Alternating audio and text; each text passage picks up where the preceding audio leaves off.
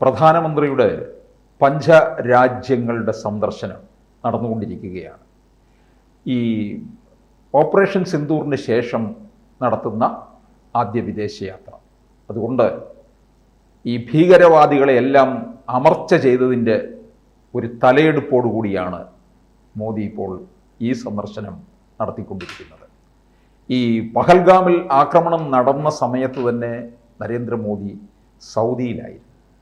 ഉടൻ തന്നെ യാത്ര വെട്ടിച്ചുരുക്കി രാജ്യത്തേക്ക് മടങ്ങി വരികയും ചെയ്തു. ഇപ്പോഴത്തെ ഈ സന്ദർശനത്തിന് വലിയ പ്രാധാന്യമുണ്ട്. അതുപോലെ തന്നെ ചെറിയൊരു തിരുത്തൽ വരട്ടെ. അദ്ദേഹം ഓപ്പറേഷൻ സിന്ദൂറിന് ശേഷം നടത്തുന്ന ആദ്യ യാത്രയല്ലേത്. കാനഡയിൽ അവിടുത്തെ അതെ, അവിടെ പോയിരുന്നു. അതായത് G7 സബ്മിറ്റിന് അദ്ദേഹത്തെ ക്ഷണിതാവായി വിളിച്ചിരുന്നു. അപ്പോഴാണ് അമേരിക്കയിൽ വന്നിട്ട് അസീം മുനീറിൻ്റെ കൂടെ നമുക്കൊന്ന് കഴിച്ചിട്ട് വാങ്ങുന്നു, കൂടിയിട്ട് വാങ്ങുന്നൊക്കെ പറഞ്ഞത്. പോയി പണി നോക്കാൻ പറഞ്ഞു. എനിക്ക് ക്രൊയേഷ്യയിൽ പോകാനുണ്ടെന്ന് പറഞ്ഞ് ക്രൊയേഷ്യയിൽ പോയി ക്രൊയേഷ്യയുമായിട്ട് സുപ്രധാന കരാറുകൾ ഒപ്പിട്ടു. എന്ന് മാത്രമല്ല G7 മീറ്റിങ്ങിൽ വെച്ചിട്ട് തന്നെ കനേഡിയയുമായിട്ട് നമുക്ക് നഷ്ടപ്പെട്ട ബന്ധം പുനഃസ്ഥാപിച്ചു. നയതന്ത്ര ഉദ്യോഗസ്ഥരെ വെട്ടിക്കുറച്ചിരുന്നല്ലോ, അത് പുനഃസ്ഥാപിച്ച് പഴയ സ്റ്റാറ്റസ് കോ, ജസ്റ്റിൻ ട്രൂഡോ ഉണ്ടാക്കി വെച്ച കുഴപ്പങ്ങളെല്ലാം പുതിയ പ്രസിഡന്റിൻ്റെ നേതൃത്വത്തിൽ പരിഹരിക്കപ്പെടുകയും ചെയ്തു. അങ്ങനെ ഒരു വൻ വിജയം നേടിക്കൊണ്ടാണ് അദ്ദേഹം ക്രൊയേഷ്യയും സന്ദർശിച്ച് മടങ്ങി ഇന്ത്യയിലേക്ക് വന്നത്. ഇതിപ്പോൾ ഘാനയിലാണ് ആദ്യത്തെ സന്ദർശനം. ഘാനയിൽ ചെന്നപ്പോൾ തന്നെ വലിയൊരു പുരസ്കാരം അദ്ദേഹത്തെ കാത്തിരിക്കുകയായിരുന്നു. ഘാനയുടെ ആ രാഷ്ട്രത്തിൻ്റെ ഏറ്റവും പരമോന്നത ബഹുമതി അത് ഏറ്റുവാങ്ങിക്കൊണ്ടാണ് യാത്രയുടെ തുടക്കം. ഇതോടുകൂടി അദ്ദേഹത്തിന് കിട്ടുന്ന 8ാമത്തെ അന്താരാഷ്ട്ര ബഹുമതിയാണ്. പതിവ് പോലെ അദ്ദേഹം പറഞ്ഞു 140 കോടി ഭാരതീയ ജനങ്ങൾക്കുള്ള ഒരു പുരസ്കാരമാണ്. അപ്പോൾ അങ്ങനെയാണെങ്കിൽ മോദിയുടെ കാലത്ത് തന്നെ നമ്മൾ ഉൾപ്പെടെ, വിജയനാഥും ഞാനും ഉൾപ്പെടെ ഈ 140 കോടി ജനങ്ങൾ ഒരു പരമോന്നത പുരസ്കാരം കൂടി കയ്യെത്തി വാങ്ങിയിരിക്കുന്നു. ഇതുകൂടാതെ അദ്ദേഹം പോകുന്നത് നമീബിയ എന്ന് പറയുന്ന രാജ്യത്തേക്ക്, ആഫ്രിക്കൻ രാജ്യം തന്നെയാണ്. അതുപോലെ ഏറ്റവും പ്രധാനപ്പെട്ട കാര്യം, ഘാനയിൽ ഇന്ത്യ 3 സുപ്രധാന കരാറുകൾ ഒപ്പുവെച്ചു.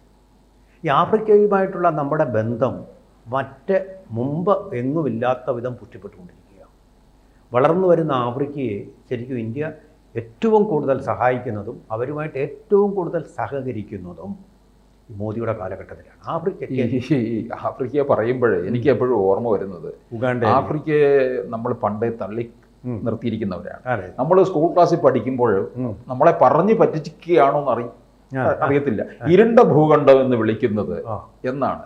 ഇതെനിക്ക് നമ്മളെ പറഞ്ഞു പറ്റിക്കുകയായിരുന്നു. തീർച്ചയായിട്ടും അങ്ങനെ പറയാൻ പാടില്ല. ഇരുണ്ട ഭൂഖണ്ഡം എന്നൊരു പറയാൻ പാടില്ല. അത് നിഷ്പക്ഷമായ ഒരു പരാമർശമല്ല. ന്യൂട്രൽ ആയിട്ടുള്ള പരാമർശങ്ങൾ. എത്ര സഞ്ചരിച്ച് നമുക്ക് സിംഹഭൂമി എന്നാണ് അദ്ദേഹം ഏത് രാജ്യത്തെ വിളിക്കുന്നത്? സിംഹഭൂമി എന്നാണ് ഒരു രാജ്യത്തിനകത്ത്. കിളിമഞ്ചാരോ പർവ്വതനിരകളും ഒക്കെയുള്ള രാജ്യങ്ങൾ ഇത്ര മനോഹരമായിട്ടാണ് അവരുടെ സ്വഭാവങ്ങളും ഒക്കെ അദ്ദേഹം ചിത്രീകരിച്ച് നമ്മളെ കാണും. അതിനുശേഷം സക്രിയയാണ് അത്രയും ആഫ്രിക്കൻ അദ്ദേഹത്തിന്റെ പാതകളിലൂടെ സഞ്ചരിച്ച് അതൊരു അനുകരണമാണ്. അനുകരണം എപ്പോഴും വരുമ്പോൾ അതൊരു ഫാഴ്സായിട്ടാണ് വരുന്നത്. നാടകത്തിന്റെ ഒരു അനുകരണം വരുമ്പോൾ അതൊരു ഫാഴ്സായി തീരുമെന്ന് പറഞ്ഞതുപോലെ സക്കറിയ അനുകരിക്കുമ്പോൾ അതിൻ്റെ ഒരു ഗുണം പോവുകയാണല്ലോ. ഒരു അനുകരണം മാത്രമായിട്ട് മാറി, പാരഡി പോലല്ലേ ഉള്ളൂ. മോഹൻലാലിൻ്റെ ശബ്ദം വേറൊരാൾ മിമിക്രിയിൽ കൂടെ അനുകരിച്ചാൽ അത് മോഹൻലാൽ ആവുകയില്ലല്ലോ.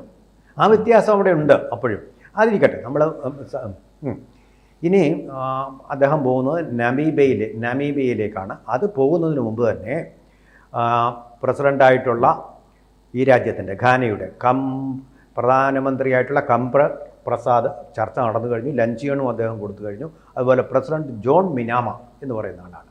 അപ്പോൾ ഒരു മുസ്ലിം രാഷ്ട്രങ്ങളാണ് കൂടുതലും ആഫ്രിക്കയിൽ ഇപ്പോൾ ആയിക്കഴിഞ്ഞിരിക്കുന്നത്. ഇതൊരു ക്രിസ്ത്യൻ രാഷ്ട്രമാണ്. ആ രാഷ്ട്രവുമായിട്ടുള്ള ബന്ധം സുദൃഢമാക്കാൻ വേണ്ടിയിട്ടുള്ള പരസ്പര സഹകരണത്തിൻ്റെ ഉണ്ട്.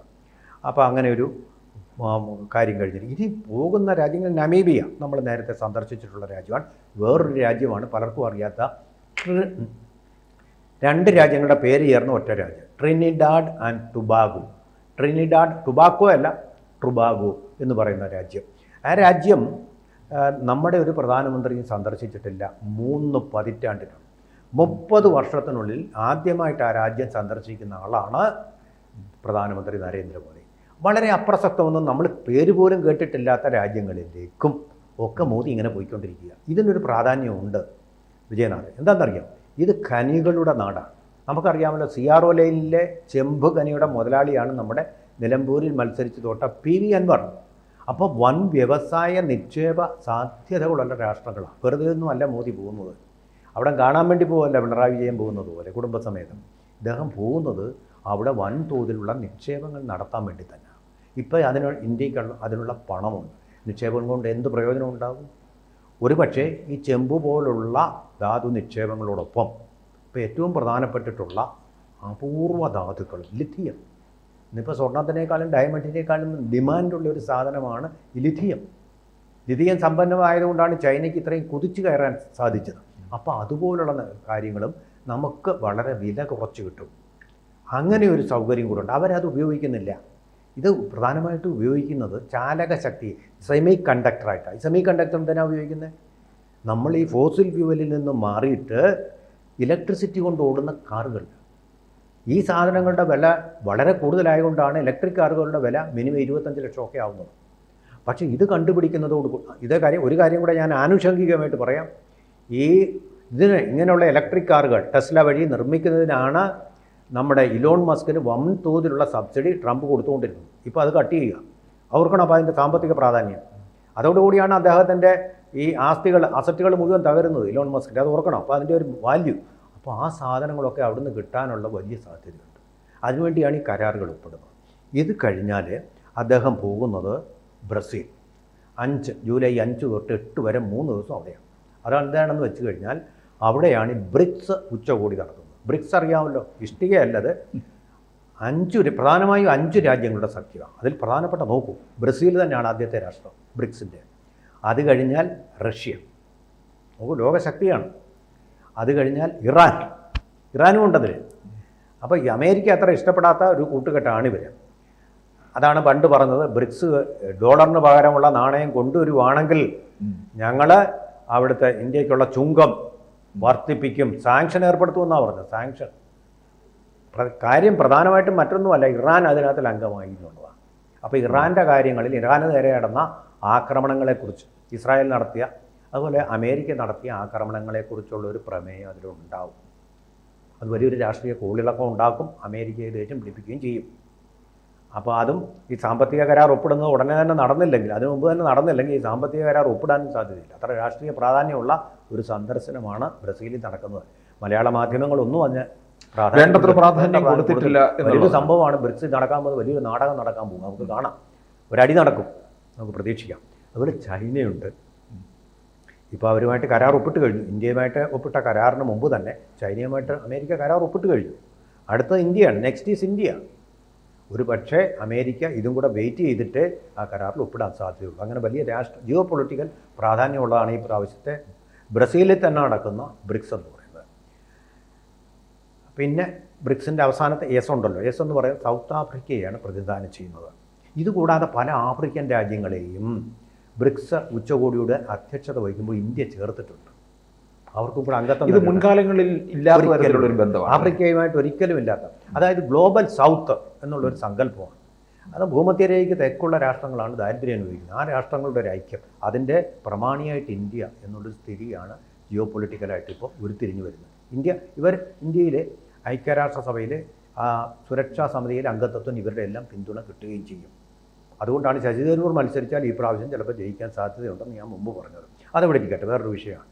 സൗത്ത് ആഫ്രിക്ക കൂടാതെ അർജൻറ്റീനയിൽ കുറേ കാലം മെമ്പറായിരുന്നു. ആ മെമ്പറായിരുന്നിട്ട് അവരത് മെമ്പർഷിപ്പ് അങ്ങ് പിൻവലിച്ചു. പക്ഷേ ഇന്ത്യ വീണ്ടും സമ്മർദ്ദം ചെലുത്തുന്നുണ്ട്, നിങ്ങളിതിൽ വരണം. അർജൻറ്റീന എന്ന് പറഞ്ഞാൽ വളരെ പ്രധാനപ്പെട്ട ഒരു രാഷ്ട്രം. ആ അർജൻറ്റീനയെ വീണ്ടും കൊണ്ടുവന്നു കഴിഞ്ഞാൽ അവിടെ ഉണ്ട് വളരെ ധാതു നിക്ഷേപങ്ങളും വ്യാവസായികമായിട്ട് വളരെ പ്രാധാന്യമുള്ള രാജ്യങ്ങളാണ് ഇതൊക്കെ. ഇന്ത്യക്ക് ഉപയോഗിക്കാൻ കഴിയുന്ന രാഷ്ട്രങ്ങളാണ്. അപ്പോൾ അത് കൊണ്ടുവരാൻ വേണ്ടിയിട്ട് അർജൻറ്റീനയിലേക്കും പോകുന്നുണ്ട് മോദി. അവരുടെ ക്ഷണമനുസരിച്ചാണ് അദ്ദേഹം പോകുന്നത്.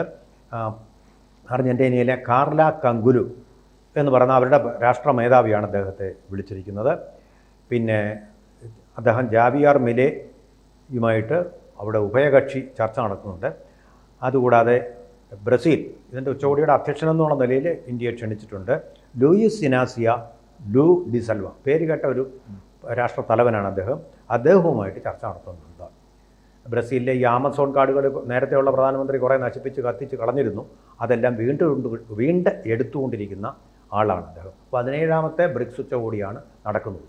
അവിടെ ഈ രാഷ്ട്ര നേതാക്കളെല്ലാം കാണും. ബ്രസീലിൻ്റെ, റഷ്യയുടെ, ഇറാൻ്റെ, ചൈനയുടെ.